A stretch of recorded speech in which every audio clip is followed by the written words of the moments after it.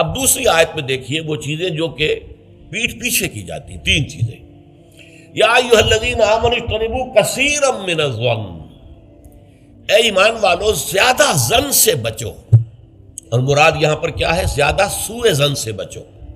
حسن ظن کے بارے میں تو حضور کی حدیث ہے کہ حسن ظن جو ہے وہ تو عبادت میں سے ہے. حسن الظن من حسن العبادہ، یہ حضرت ابو ہریرہ سے روایت ہے، اور یہ مسند احمد ابن حنبل میں بھی ہے اور سنن ابی داؤد میں بھی ہے، ان کے حوالے سے مشکات میں بھی ہے. اس اعتبار سے حسن ظن تو مسلمان کا وصف ہے، سب سے حسن ظن رکھو. الا یہ کہ کوئی شخص ثابت کر دے کہ میں حسن ظن کے قابل نہیں ہوں، پھر آئندہ کے لیے محتاط رہیے آپ. لیکن کسی سے کوئی معاملہ شروع ہی سے بدظنی پر نہ کیجیے، سوء ظن پر نہ کیجیے. مجھ سے کہا تھا ایک صاحب نے جو یہاں اس وقت یہاں کا جو کونسلیٹ ہے، امریکن کونسلیٹ، اس میں پولیٹیکل سیکریٹری تھے. وہ میرے پاس آئے تھے خلافت کے بارے میں معلوم کرنے کے لیے کہ یہ خلافت کا آپ نام لے رہے ہیں، اس سے مراد کیا ہے. تو وہیں پھر گفتگو ہوئی کہ کانسٹیٹیوشنز کے اندر جو میکینزم رکھے جاتے ہیں، چیکس اینڈ بیلنسز، اس نے کہا ہم تو یہ سمجھتے ہیں، ہم نے اپنا دستور اس بنیاد پر بنایا ہے کہ ہر شخص چور ہے، ہر شخص بے ایمان ہے، اور ہمیں اس کا سد باب کرنا ہے. بڑے سے بڑا آدمی ہو، بڑا نیک ہو، ایماندار ہو، اس کے بے ایمان ہونے میں دیر نہیں لگتی. لہذا ہم نے تو اپنا دستور بنایا ہے کہ ہر جگہ پر چیکس ہوں، بیلنسز ہوں، اور کہیں بھی اختیار جو ہے اتنا نہ ہو جائے کہ کوئی شخص اگر بگڑ جائے تو اس کے ہاتھوں جو ہے وہ قوم کی اور ملک کی اور پوری ریاست کی مٹی پلید ہو جائے. یہ اسلامی اصول نہیں ہے. اسلامی اصول یہ ہے ابتداءً آپ کا معاملہ کسی سے بھی ہو حسن ظن کی بنیاد پر ہوگا. لیکن یہ کہ اگر اس نے آپ کے حسن ظن کو زخم پہنچائی، ٹھیس پہنچائی، ثابت کر دیا کہ میں حسن ظن کے قابل نہیں ہوں، تو اب آپ سوء ظن معاملہ کر سکتے ہیں. الحزم فی سوء الظن، یہ کہاوت ہے. احتیاط اسی میں ہے کہ سوء ظن سے کام لیا جائے، اس لیے کہ آدمی بچنا چاہتا ہے. لیکن جیسا کہ میں نے عرض کیا، ابتدا کرنا سوء ظن سے یہ اسلام میں پسندیدہ نہیں ہے. لیکن یہاں دیکھیے فرمایا اجتنبوا کثیرا من الظن، زیادہ ظن سے بچو. ورنہ اس لیے کہ ظاہر بات ہے کہ ظن سے بالکل چھٹکارا تو ممکن نہیں ہے. پچھلی نشست میں ایک صاحب نے سوال کیا تھا کہ شک میں اور ظن میں کیا فرق ہے. شک یہی ہے کہ ایک انسان کے بارے میں انسان سوچے کہ کہیں یہ کام نہ کر بیٹھے، میں اعتماد تو کر رہا ہوں، کہیں یہ میرے اس اعتماد کو ٹھیس نہ پہنچائے. اور سوء ظن جو ہے وہ یہ ہے کہ انسان جو ہے بغیر کسی اسباب کے، بغیر کسی عوامل کے، کوئی سرکمسٹانشل ایویڈنس نہیں ہے اور خام خواہ کسی کے بارے میں برا ظن قائم کر کے بیٹھ جائے. وہ گویا کہ فیصلہ ہوتا ہے. سوء ظن جو ہے وہ فیصلہ ہو جاتا ہے کہ مجھے اس شخص کے ساتھ معاملہ سوء ظن کے ساتھ کرنا ہے. یہ نہیں، البتہ شک کا پیدا ہو جانا یہ کوئی بری بات نہیں ہے. انسان ذرا سا احتیاط کا پہلو ملحوظ رکھ لے. تو فرمایا یا ایھا الذین آمنوا اجتنبوا کثیرا من الظن ان بعض الظن اثم، یقیناً بہت سے ظن گناہ کے درجے میں آ جاتے ہیں. آپ نے ایک شخص کے بارے میں رائے قائم کر لی، یہ برا آدمی ہے، یہ غلط آدمی ہے، یہ تو میرے در پہ ہے، میرا دشمن ہی ہے، میری جڑ کاٹتا ہی رہتا ہے. حالانکہ ایسا نہیں ہے. نتیجہ کیا ہوگا؟ آپ کا طرز عمل اپنے سوء ظن کی بنیاد پر ہو جائے گا. ہر وقت جو ہے آپ کے طرز عمل سے ظاہر ہوگا وہ سارا آپ کے اندر جو بھرا ہوا مواد ہے، اور اس سے ہو سکتا ہے دوسرے شخص کی خامخواہ دل شکنی ہو، اس کے احساسات مجروح ہوں، اور تمہارے حصے میں اللہ کی طرف سے، اللہ کی جانب سے اعمال نامے میں گناہ کا اندراج ہو جائے. ایک شخص کے خلاف خامخواہ اس نے سوء ظن کیا جبکہ اس کے لیے کوئی آثار نہیں تھے، اس کے لیے کوئی بنیاد نہیں تھی. تو ان بعض الظن اثم، بعض ظن جو ہے وہ تو گناہ کے درجے کو پہنچ جاتے ہیں. نمبر 2 بات جس سے روکا گیا اس آیت میں، ولا تجسسوا، تجسس نہ کرو. اب تجسس کیا ہے؟ چھان بین کرنا، تفتیش کرنا. ظاہر بات ہے کہ بعض معاملات میں تو یہ ہماری ضرورت ہے. تجسس سے تو ظاہر بات ہے کہ کوئی چارہ کار ہی نہیں ہے. آخر مجرموں کی تفتیش ہوتی ہے تو تجسس اس میں ہوتا ہے. ایک دوسرے کے ملک کی جاسوسی ہوتی ہے، وہ بھی در حقیقت اپنی حفاظت کے لیے ہوتی ہے کہ وہاں کیا کچھ تیاریاں ہو رہی ہیں تاکہ ہم کو بندوبست کر سکیں اس کے توڑ کا. تو تجسس ہر حال میں برا نہیں ہے. اسی طرح ایک بہت بڑا اخلاقی مسئلہ پیدا ہو گیا تھا جب جمع حدیث کا معاملہ شروع ہوا ہے. آپ کو معلوم ہے کہ حضور نے اپنے حیات طیبہ کے دوران تو احادیث کو لکھنے سے روک دیا تھا. آپ کا حکم تھا لا تکتبوا عنی الا القرآن، مجھ سے کوئی شے نہ لکھو سوائے قرآن کے. اس لیے کہ اندیشہ تھا کہ گڑبڑ نہ ہو جائے. کہ جیسے کہ آپ کو معلوم ہے کہ انجیل میں حضرت مسیح کا کلام، حضرت مسیح کی سیرت اور انجیل جو حضرت مسیح پر نازل، سب گڑبڑ ہے آپس میں. یہ بتانا مشکل ہے کہ کون سی اس میں وحی ہے، کون سا حضرت مسیح کا اپنا ذاتی کلام ہے، اور کون سی در حقیقت جو ہے اللہ تعالیٰ کی طرف سے وحی آئی ہے، اور کون سے صرف واقعات ہیں حضرت مسیح کی سیرت کے. مشکل ہے. یہی کام ہو سکتا تھا اگر ان چیزوں کو گڑبڑ کر دیا جاتا ہے. اللہ کے فضل و کرم سے اسلام میں کیا ہوا ہے؟ قرآن علیحدہ معین، بالکل معین، پھر احادیث حضور کے اقوال و افعال کو جمع کر دیا، وہ علیحدہ معین، پھر فقہ مرتب ہوئی اور اس کو بھی ترتیب دے دی گئی، سیرت علیحدہ مرتب ہوئی. سیرت میں عام طور پر ان احادیث کو بھی قبول کر لیا گیا، روایات کو جو زیادہ مضبوط نہیں ہے، زیادہ مستند نہیں ہے. حدیث کی کتابوں میں ان روایات کو قبول نہیں کیا گیا، کیونکہ حدیث سے احکام نکلنے ہیں، شریعت کا منبع بنے گی حدیث، لہذا یہاں جو ہے بڑی چھان بین کی ضرورت تھی. تو جب محدثین نے یہ چھان بین شروع کی راویوں کے بارے میں، فلاں شخص نے فلاں سے روایت کی، اب وہ جاتے تھے اور پتہ کرتے تھے ماحول میں اس شخص کا کردار کیسا ہے، اپنے ماحول میں اسے کیسے پہچانا جاتا ہے، ایک نیک اور شریف اور سچے انسان کی حیثیت سے یا جھوٹے اور دغاباز انسان کی حیثیت سے. اس کے لیے تفتیش کرتے تھے، کیونکہ اگر اس کا کردار اچھا نہیں ہے، اگر اس کی شہرت اچھی نہیں ہے، تو پھر ہم اس سے حدیث نہیں سنیں گے. کیا پتہ اس نے اس حدیث میں ملاوٹ کر دی ہو، کیا پتہ اس نے خود اپنی جی سے گھڑ لی ہو. یہ احتیاط کی گئی. اس پر بعض لوگوں نے جو درویش قسم کے تھے، نیک لوگ تھے، انہوں نے کہا یہ تم قرآن کے خلاف کر رہے ہو، لا تجسسوا.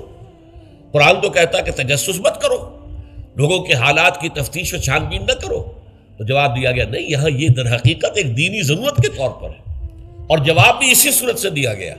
وہ جو آیت ہم پڑھ چکے ہیں، یا ایھا الذین آمنوا ان جاءکم فاسق بنبأ فتبینوا ان تصیبوا قوما بجہالۃ فتصبحوا علی ما فعلتم نادمین. یہ آپ کو معلوم ہے کہ یہ آیت نمبر 6 ہے اسی سورہ مبارکہ کی، ہم پڑھ چکے ہیں. اہل ایمان، تمہارے پاس اگر کوئی فاسق آدمی، غیر متقی آدمی کوئی خبر لے کر آئے تو تحقیق کرو، چھان بین کرو. ایسا نہ ہو کہ تم اس کی خبر لائی ہوئی خبر پر اعتماد کر کے کوئی اقدام کر بیٹھو، کسی گروہ کے خلاف، کسی قبیلے کے خلاف جو ہے حملہ کر دو، اور پھر بعد میں تمہیں پچھتانا پڑے کہ خبر تو غلط تھی. تو اس دلیل سے پھر محدثین نے کہا یہ ہمارے لیے ایک دینی ضرورت کے طور پر کہ احادیث نبویہ سے شریعت کے احکام نکالے جائیں گے، تو ہم دیکھ لیں جو حدیث پیش کر رہا ہے اس کا کردار کیا ہے، اس کی سیرت بھی ہے کہ نہیں.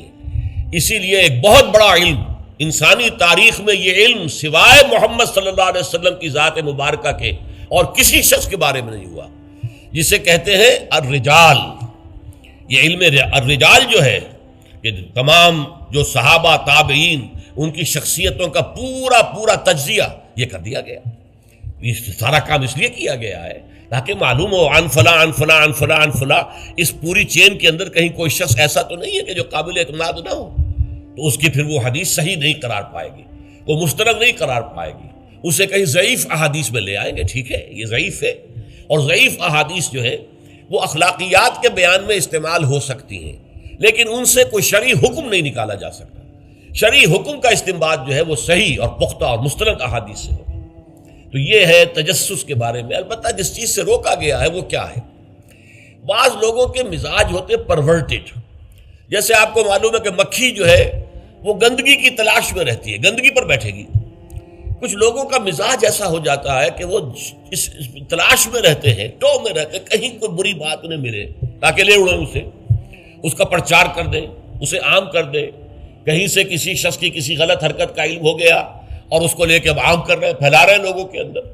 یہ جو ہے تجسس اس لیے کرنا کہ آپ کے ہاتھ میں کوئی سکینڈل بنانے کا کوئی مواد آ جائے، کوئی طریقہ ایسا ہو جائے. تو یہ جو مکھی کی ذہنیت اور مزاج رکھنے والے لوگ ہیں، یہ ان کو روکا جا رہا. تجسس نہ کرو، بلکہ کہا گیا ہے کہ اگر تمہارے کسی بھائی کا عیب تمہارے سامنے کھل جائے تو پردہ ڈالو.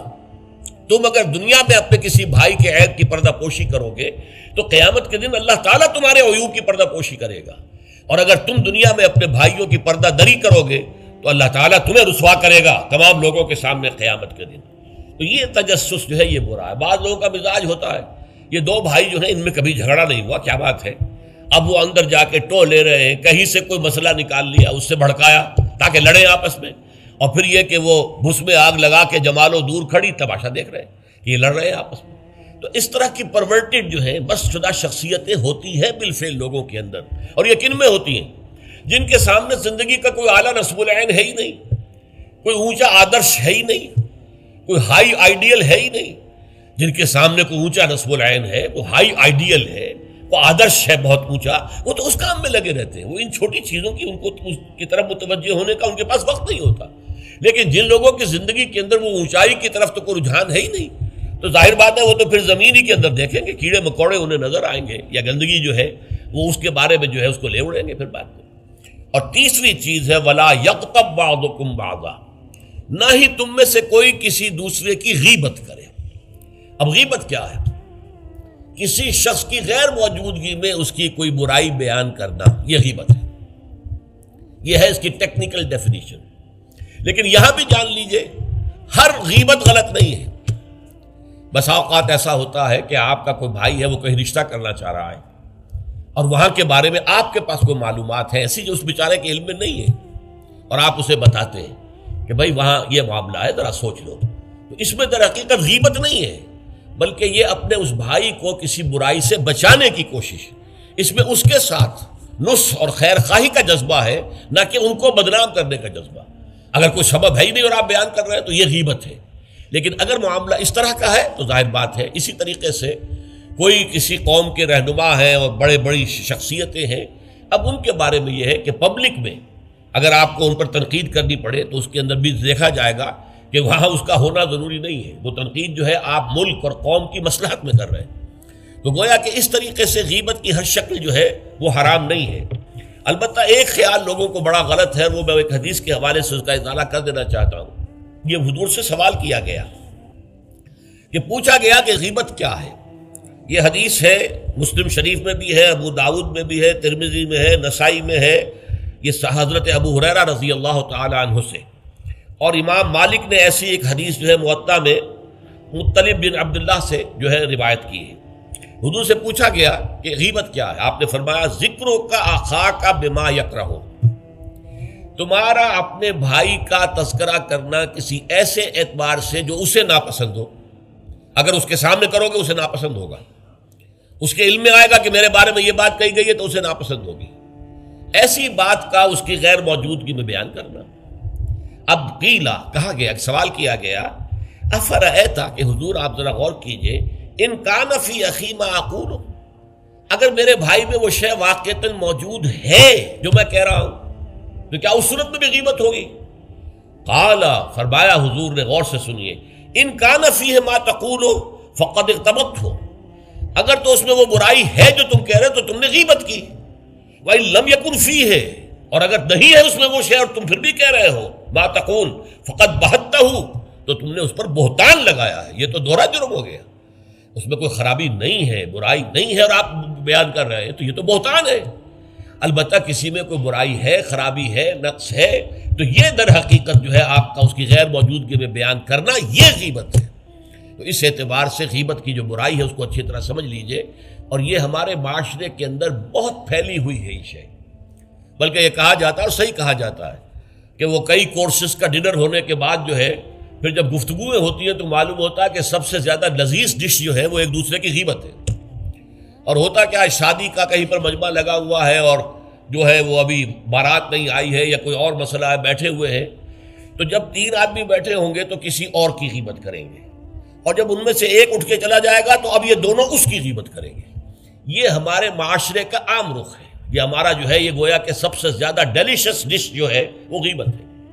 تو اس کے لیے شدت کے ساتھ روکا گیا، اور اس کے لیے جو پھر تمثیل دی گئی ہے، اَيُحِبُّ أَحَدُكُم مَّن يَأْكُلَ لَحْمَ أَخِيهِ مَيْتًا فَكَرِهْتُمُوهُ، کیا تم میں سے کوئی شخص اسے پسند کرے گا کہ وہ اپنے مردہ بھائی کا گوشت کھائے؟ تو اس پر تو تمہیں گھن آ گئی، تمہیں بہت برا لگا. کوئی شخص گوارا کرے گا کہ اپنے مردہ بھائی کا گوشت کھائے؟ لیکن سوچئے کہ ایسی تمثیل کیوں دی گئی؟ یہ اللہ کا کلام ہے، بغیر کسی ربط کے. تمثیل اور تشبیہ جو ہوتی ہے کسی ربط کی بنیاد پر ہوتی ہے نا، ورنہ تشبیہ اور تمثیل کا فائدہ کیا ہوا؟ ربط کیا ہے؟ جیسے ایک مردہ اپنے دفاع پر کے قابل نہیں ہے. آپ ادھر سے بوٹی کاٹ لیجئے، ادھر سے بوٹی کاٹ لیجئے، پڑا مردہ ہے، آپ پوری اختیار کے ساتھ جہاں سے چاہیں اس کی بوٹی اڑا لیں. اگر وہ زندہ ہو تو وہ ہاتھ لگانے دے گا آپ کو جسم کے اپنے کسی حصے پر.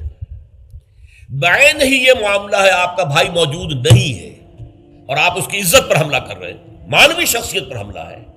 اس جسم کی نسبت مانوی شخصیت زیادہ قیمتی ہے، زیادہ اہم ہے۔ آپ اس کی مانوی شخصیت پر، اس کی عزت پر حملہ کر رہے ہیں، اور وہ قادر نہیں ہے دفاع کرنے پر۔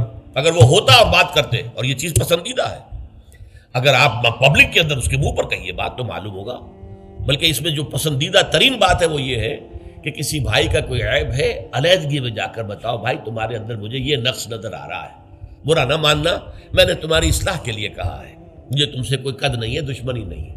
یہ نہایت پسندیدہ بات ہے۔ اس کو کہا گیا المسلم و مرآۃ المسلم، ایک مسلمان دوسرے مسلمان کے لیے آئینے کے مانند ہے۔ جیسے آپ آئینہ دیکھتے دیکھتے یہاں کوئی داغ لگا ہوا ہے، دھبا لگا ہوا ہے، آپ اسے دھو دیتے ہیں، ہٹا دیتے ہیں۔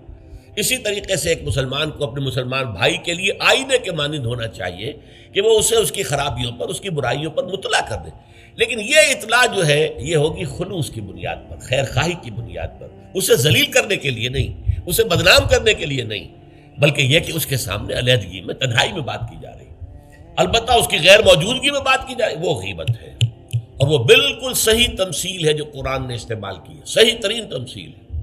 اَيُحِبُّ أَحَدُكُمْ أَن يَأْكُلَ لَحْمَ أَخِيهِ مَيْتًا فَكَرِهْتُمُوهُ، کیا تم میں سے کوئی شخص پسند کرے گا اپنے مردہ بھائی کا گوشت کھائے؟ بالکل اسی طریقے سے وہ تمہارا بھائی جو محفل میں نہیں ہے، وہ اپنی عزت کے دفاع پر قادر نہیں ہے۔ اگر وہ ہوتا تو کہتا بھائی آپ غلط کہہ رہے ہیں، آپ کو مغالطہ ہوا ہے، بات یوں نہیں تھی، یوں تھی، کوئی ایکسپلین کرتا، کوئی اپنا دفاع کرتا، کوئی اپنی شخصیت کا، اپنی عزت کا تحفظ کرتا، لیکن وہاں نہیں ہے وہ تو اپنے تحفظ پر قادر نہیں ہے۔ لہذا یہ غیبت در حقیقت مانوی سطح پر وہی شے ہے جو مادی سطح پر کسی مردہ بھائی کا گوشت کھانا ہے۔ فَكَرِهْتُمُوهُ، یہ تو تمہیں بہت برا لگا یہ بات۔ بلکہ اکثر لوگ کہیں گے کہ ایسی مثالیں جو ہیں، کیا ماذا اراد اللہ بہذا مسئلہ، ایسی تمثیل دینا، کہیں گدھے کی تمثیل دی گئی ہے قرآن مجید میں، وہ یہودی جن کے اوپر تورات کا تو بار تو لدا ہوا ہے، تورات پر عمل نہیں کرتے، تو ان کی مثال کیا ہے؟ کمثل الحمار یحمل اسفارا، وہ تو ایسے ہے جیسے کہ گدھا ہے، اس کی پیٹھ کے اوپر کتابوں کے انبار لگے ہوئے ہیں، گٹھری باندھ کر جو ہے مکالمات افلاطون لکھی ہوئی ہے، یا انسائکلوپیڈیا برٹانیکا کی گٹھری باندھ کے رکھ دی گئی ہے، اسے کیا فائدہ؟ اسی طرح سورہ اعراف میں کتے کی مثال دی گئی ہے، کہیں بچھر کی مثال دی گئی ہے، کہیں بکری کی مثال دی گئی ہے۔ تو مثالیں جو ہوتی ہیں وہ مانوی ربط کے اعتبار سے ہوتی ہیں، یہ نہیں دیکھا جاتا کس چیز کی مثال دی جا رہی ہے، جس چیز کے لیے مثال دی جا رہی ہے، مشبہ لہو اور مشبہ بہی، کس چیز کے ساتھ تشبیہ دی جا رہی ہے، کس لیے دی جا رہی ہے۔ اَيُحِبُّ أَحَدُكُمْ أَن يَأْكُلَ لَحْمَ أَخِيهِ مَيْتًا فَكَرِهْتُمُوهُ وَاتَّقُوا اللَّهَ، اللہ کا تقوی اختیار کرو، اس لیے کہ سارے احکام کی روح جو ہے وہ تقوی ہے۔ احکام دھرے رہ جائیں گے، رکھے رہ جائیں گے، کتابوں میں لکھے رہ جائیں گے، اگر اپنے اندر تقوی نہیں ہے، برائی سے بچنے کا ارادہ نہیں ہے، اللہ کے عذاب سے بچنے کا مستقل پختہ مصمم ارادہ نہیں ہے، تو کوئی فائدہ نہیں ان چیزوں کا، بھینس کے آگے بین بجانا ہو جائے گا۔ واتقوا اللہ ان اللہ تواب الرحیم، اللہ کا تقوی اختیار کرو، اور دیکھو اللہ بہت توبہ کا قبول کرنے والا ہے اور بہت رحم فرمانے والا ہے۔ تو دیکھو اگر تمہارے سے یہ خطائیں ہو رہی ہیں، تمہاری شخصیت کے اندر اگر یہ خرابیاں ہیں، تم ان برائیوں کے عادی ہو، تو ان سے اپنے آپ کو پاک کرو، صاف کرو، توبہ کرو، اور اس میں امید دلا دی کہ اللہ تعالیٰ بہت توبہ کو قبول فرمانے والا اور رحم فرمانے والا ہے۔